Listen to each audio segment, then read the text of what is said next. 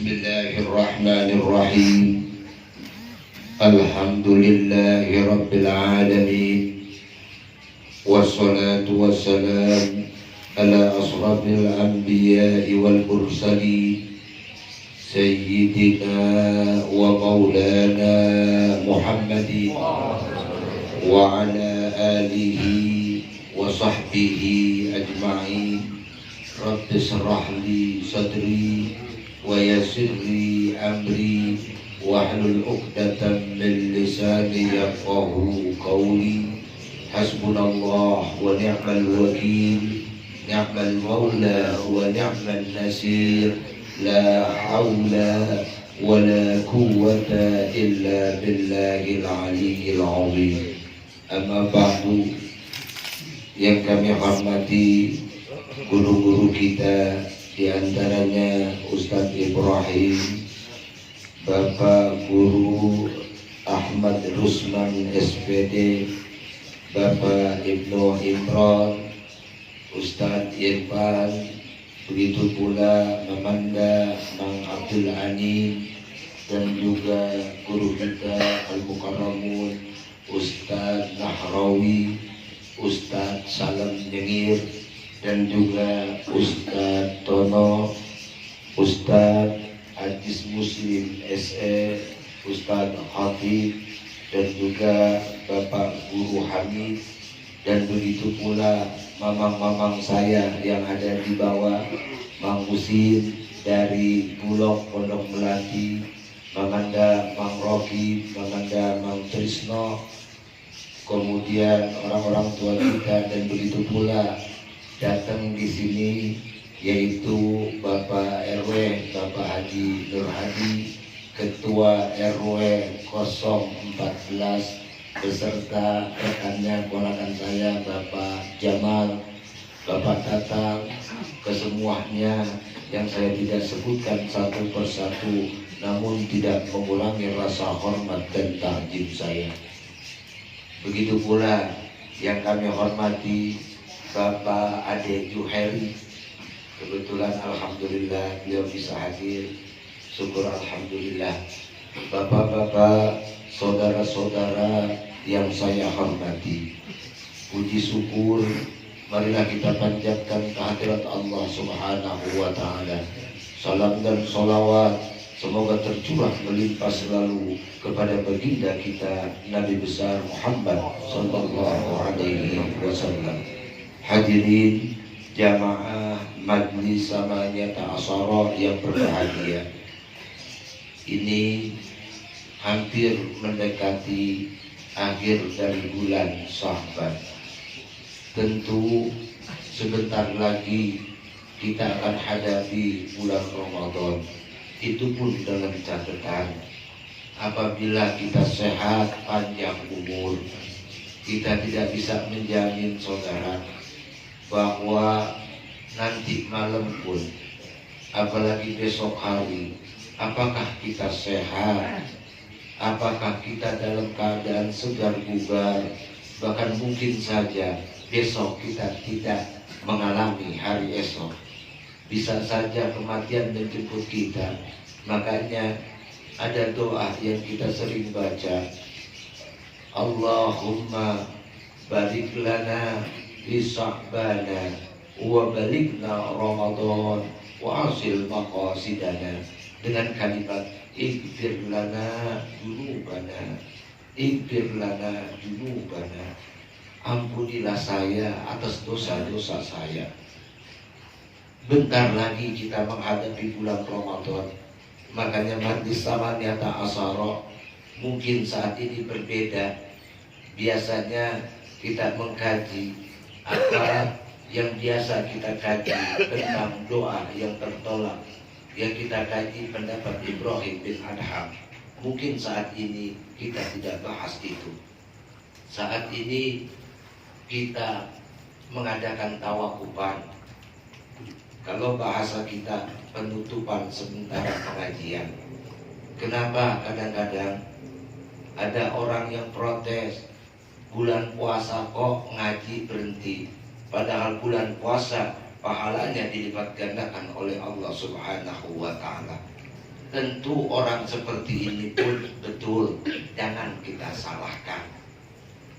Ibadah puasa, bahkan Rasulullah katakan, Ramadan sahru ummati. Ramadan adalah bulan umatku. Ramadan ada puasa yang disebut puasa. Kita khawatir, ini ulama-ulama dulu. Ini ulama-ulama dulu mengajarkan. Begitu luar biasanya ibu-ibu pengajian tawakupan, bapak-bapak tawakupan untuk sementara. Nanti setelah bulan Syawal, setelah kita Idul Fitri, dibuka lagi. Kenapa demikian ulama memikirkan tentang tawakupan ketika menjelang bulan Ramadan? Kita tahu Ramadan adalah ibadah privat kalau bahasa kerennya. Ibadah yang pribadi sifatnya.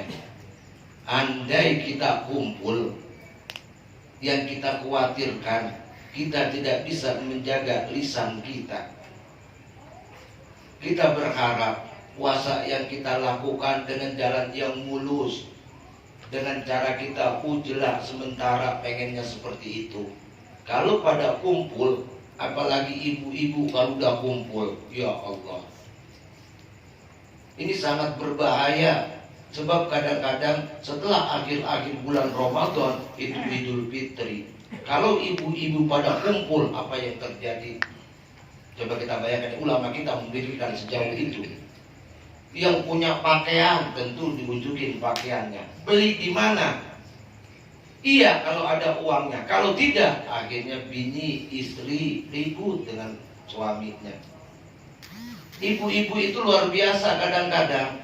Kalau sudah ngumpul, apa aja diomongin. Beda memang ibu-ibu dengan laki-laki. Kalau sudah berbicara, ibu-ibu rada gacor kalau kata Bang Ompong, Bang Ferry. Tapi kalau laki-laki rada diem. Ini kan bisa kita buktiin. Misalnya ibu-ibu mau belanja nih. Kemudian ada yang nanya, ketika pulang belanja di warung ada yang nanya, apa yang terjadi? Cuman ditanya satu, beli apa ibu dari warung?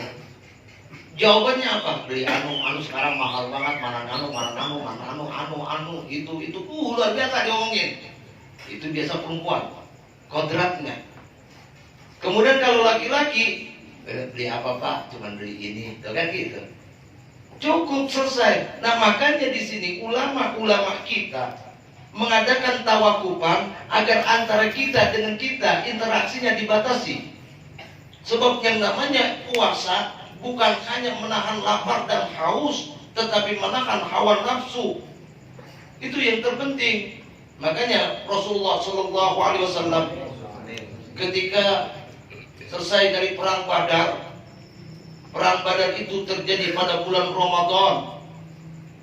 Umat Islam sangat sedikit pada waktu itu, berhadapan dengan tentara kafir Quraisy yang luar biasa banyaknya. Bahkan satu orang bisa menghadapi 10 lawan. Luar biasa. Kemudian perang Badar itu dimenangkan oleh Rasulullah SAW dan para sahabat. Makanya ada tuh ada selawat Badar namanya.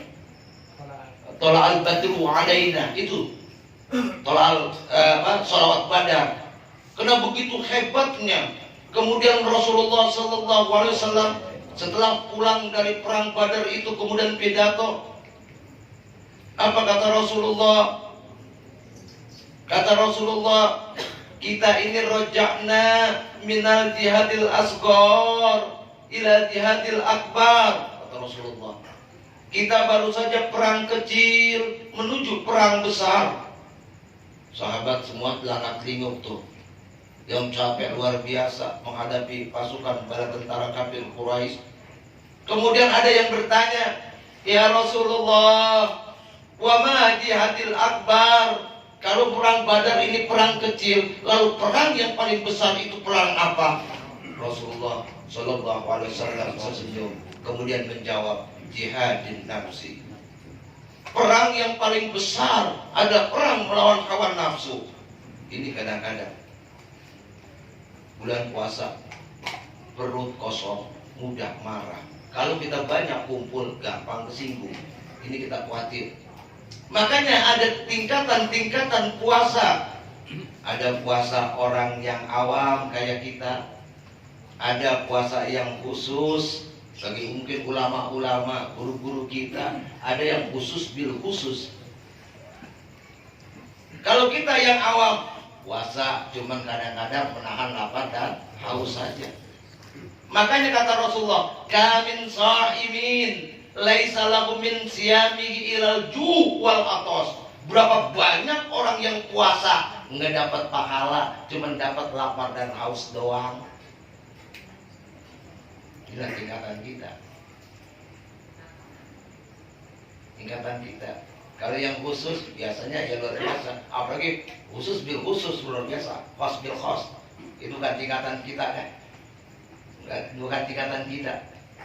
Mudah-mudahan kita ambil tingkatan yang khusus. Makanya ketika kita menjelang puasa, kita di bulan Sya'ban ini sering disebut oleh orang kampung-kampung kita, baik orang Jawa maupun orang Betawi, itu bulan Sya'ban disebut bulan roah. Semuanya asal dari bahasa Arab, arwah. Orang Sunda menyebutnya karuhun. Kalau numpang-numpang kayak gitu ya, sama arwah-arwah. Sama sebetulnya, arwah itu ruh, ruhi, mufrad. Jadi kalau arwah, banyak arwah. Karuhun, sama itu arwah.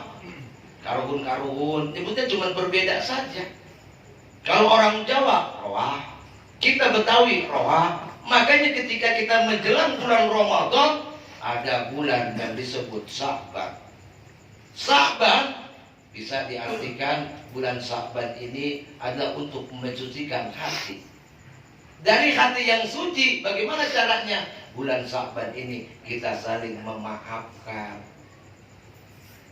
Ada tradisi yang bagus. Yang muda datangi kepada yang tua, bawa bawaan, bawa kopi, bawa gula, bawa sirup, bawa segala sembako, dimasukin dalam plastik tenteng. Assalamualaikum. Temuin saudara kita. Jangan sampai aku anak bontot, ya anak bontot yang ngasih. Tapi kalau kita baik, keponakan kita pada datang, akan timbul nanti bawa-bawaan. Orang abang saya orang kaya, nggak perlu dibawain. Orang nggak ada yang kaya. Sekali lagi orang nggak ada yang kaya. Sebanyak-banyaknya dia punya uang, ketika abang kita kasih rokok, waduh keingetan tuh. Keingetan. Duitnya banyak, kita kasih rokok. Bukan kena rokoknya yang harganya 20.000, tapi saling berbaginya yang diingat tuh anak adik gua baik banget sama gua.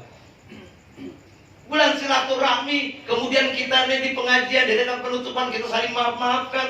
Tapi jangan lupa juga, di samping kita saling memaaf-maafkan, kita juga ingat kepada orang yang meninggal. Kalau kita punya orang tua, kalau kita punya kakek yang kita sayang, orang tua saja, kita punya orang tua kemudian meninggal. Coba kita bayangin orang tua kita yang sudah meninggal, coba kita bayangin.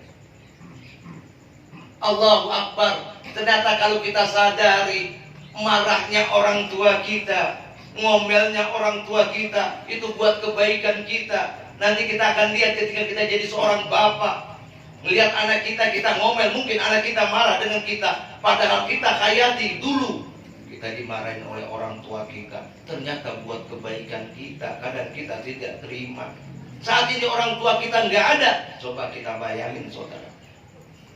Bayangin pula orang tua kita yang masih hidup, ibu kita kah, bapak kita kah, kita bayangin saudara. Sudahkah kita membalas jasa-jasa mereka? Sudahkah kita menyayangi mereka? Rasa-rasanya nggak akan kebalas saudara. Kalau ada orang yang berkata, Ketika orang tuanya meninggal, dia berkata begini misalnya, ya alhamdulillah lah gua mah. Kenapa alhamdulillahnya? Gua udah nyayangin orang tua gua, udah gua bawa kemari, ya gua udah puas dah. Orang semacam itu saya rasa nggak punya pelajaran. Bagaimana kita bisa membalas jasa orang tua kita? Coba kita bayangin, walaupun kita seorang bapak, ketika ada makanan anak kita suka, kita paling cemil-cemil. Apalagi ibu kita. Selamat datang Ustaz PHQ. Coba sekarang ini kita bayangkan, saudara-saudara, ibu kita yang telah tiada. Ibu kita yang telah tiada. Bahkan ketika anaknya pengen makan, dari mulutnya udah masuk itu makanan, anaknya pengen dikeluarin itu makanan. Itulah jasa orang tua kita. Coba kita bayangin saudara saat ini. Bahkan kalau kita ziarah kubur, kita ini bukan orang yang benar, kita ini banyak dosa. Di alam kubur itu tahu kelakuan kita, cuman kewajiban kita sebagai anak mendoakan orang tua kita, padahal kita banyak dosa. Kalau bahasa orang Betawi bilang kita ini orang yang medet. Datang kita ziarah ke makam orang tua kita, kita bayangin bagaimana dulu orang tua kita bantah. Maka tidak terasa kadang-kadang bercucuran air mata. Belum sanggup kita membalas jasa-jasa orang tua kita. Orang tua kita rela sakit demi kita. Sering saya katakan, ketika kita sakit, orang tua berkata dalam hatinya, ya Allah, jangan anak saya yang sakit ya Allah, saya saja yang sakit. Itu luar biasa orang tua kita. Tapi kadang-kadang kita melawan mereka. Ketika orang tua kita nggak ada, coba kita bayangin saudara. Hadirkan ahdiru qulubakum, orang tua kita saat ini. Kita nggak tahu orang tua kita dapat nikmat kubur atau ajab kubur, kita nggak tahu. Kalau dia dapat nikmat kubur, alhamdulillah, rohatan lil mu'minin, kata Rasulullah. Bahkan dalam hadis lain, tidur bagaikan tidurnya pengantin baru. Amalan-amalan baiknya datang, tapi jika orang tua kita saat ini diazab oleh Allah, disebabkan kesalahannya, disebabkan dosa-dosanya, kemudian kita cuek terhadap orang tua kita, tidak peduli kepada yang mati. Ya Allah, celakalah, maka kata Rasulullah, celakalah yang mati kalau tidak ada doa dari yang hidup. Coba kita bayangkan. Makanya ketika kita sholat, ini wajhatu wajhiyah, inilah wajah saya. Ketika kita ingat kepada orang yang meninggal, wajahnya kita bayangin. Orang tua kita bayangin wajahnya. Sebab di alam barzah itu, di alam kubur itu, 1 hari setelah kita dikubur, maka busuklah perut kita dan kemaluan kita. 1 hari saudara. Apa maksudnya ini? Kenapa perut dan kemaluan kita? Makanya dianjurkan makanan-makanan yang halal. Sangat sedikit orang yang jasadnya masih utuh walaupun gak diformalin. Sangat sedikit, tapi kalau kita ini nanti 1 hari mulailah perut kita dan kemaluan kita. Kenapa perut kita membusuk? Hancur dulu perut, kemudian kemaluan kita. Ini kemaluan kita, hawa nafsu kita. Hawa nafsu kita saudara. Makanan yang kita makan, kemudian kemaluan kita, jangan sembarangan. Kalau kata orang Betawi, dulu diingetin tuh orang Betawi, lu punya kemaluan jangan asal ceblok-ceblok aja. Orang Betawi ngajar begitu. Itu yang nanti pertama kali di alam barzah, di dalam kubur, kemaluan kita. 3 hari mulailah kita busuk. Limpah kita, usus kita, dan bahkan dalam jarak 5 km kata Rasulullah. Jarak 5 km. 5 km dari sini kemana ya Pak Yarwa ya kira-kira? Ada di sini cerita? Enggak? Jati Asih dah ya, ke Jati Asih. Itu binatang yang ada di tanah, kecium baunya. Coba kalau dari Jati Asih kita dikubur di sini, dia cium bau kita. Itu pada datang tuh makhluk-makhluk Allah yang dalam tanah. Itu kok bisa hidup dalam tanah? Itulah Allah, luar biasa. Kalau kita pikir kalau udah masuk ke dalam tanah ya masih mati urusannya kan, tapi masih hidup. Itu makhluk-makhluk Allah, hewan-hewan dalam jarak 5 km. Mereka mampu mencium bau busuk mayat kita nanti. Kemudian datang habis makan, dimakan semua. Dari mulai kulit kita, daging kita, kemudian tinggal tulang belulang, mulai rambut rontok. Setelah 25 tahun nanti ada kata Rasulullah, biji, tinggal biji. Apa itu biji? Tulang sulbi, tulang ekor. Yang satu saat ketika nanti di padang mahsyar, ketika dihidupkan yauma dalam surat Yasin itu, apabila sangkakala ditiupkan, fi suri faidahum minal addasi ila rabbihim yansilun. Saya lupa ayatnya pokoknya gitu. Nanti dibaca surah Yasin dulu Ustaz. Jangan lama-lama juga. Ya nanti itu kita hidup lagi tuh dari tulang ekor. Pernah kan di zaman Rasulullah itu, saya lupa namanya, ketika Rasulullah bercerita nanti tulang belulang itu hidup lagi. Dalam Al-Quran surah Yasin, wa daraba lana masalau wa nasiya khalqa qala ma yuhyil izama wa hiya ramim. Al-sawal marok wa huwa bikulli syai'in alim.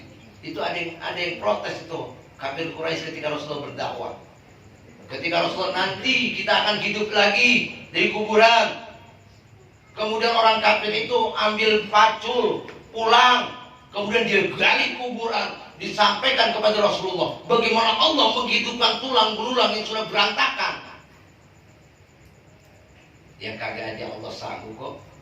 Innama amruhu idza arada syai'an ay yaqula lahu kun fayakun.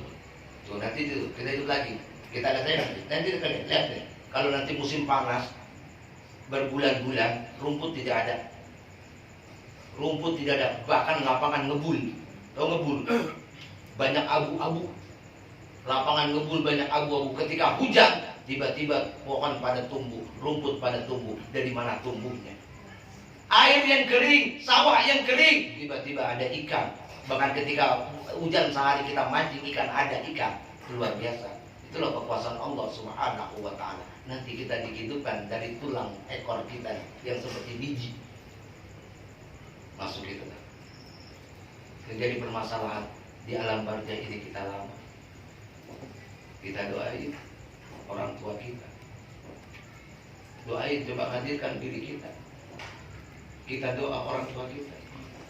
Kalau kita lihat, ya Allah, orang tua kita emang hidup senang? Enggak saudara? Hidup kita, orang tua kita hidup senang enggak? Enggak saudara. Dia selalu memikirkan kita. Dipikirin tuh anaknya satu persatu. Tapi kadang-kadang kita ngerongrong terus orang tua kita. Kita baik ketika kita masih muda. Orang tua kita tidak punya daya, tidak punya upaya. Kemudian kita minta motor. Bagaimana orang tua kita? Perih saudara. Dipikirin anaknya. Sampai sakit orang tua mikirin. Kepengen beliin anaknya. Kalau yang punya tanah orang Betawi mau kagak mau tanahnya dijual. Kontrakannya dijual. Kemudian pengen nikah, ngamuk lagi. Kadang-kadang kan nikah nggak bisa kita bendung. Kadang-kadang orang tua kan mohon maaf ya nikah. Udah lalu udah umur udah tua. Nyari kemana nggak ketemu. Tiba-tiba apa? Ketemu langsung minta nikah. Siap kagak siap orang tua. Nyariin duit lagi. Orang tua rela martabatnya jatuh. Dia pinjem sini, dia pinjem sono. Demi siapa? Demi kita, anaknya. Kadang kita kagak puas ngelawan mulu, ya Allah. Itu kita bayangin seorang tua kita. Orang tua kita berantem dengan orang lain, mempertahankan kehormatan anaknya. Orang tua rela mati mempertaruhkan nyawa kerja di atas tiang listrik, di hujan-hujan, di panas matahari, di rumah-rumah bertingkat. Demi siapa? Demi anaknya. Dia nggak pikirkan nyawanya.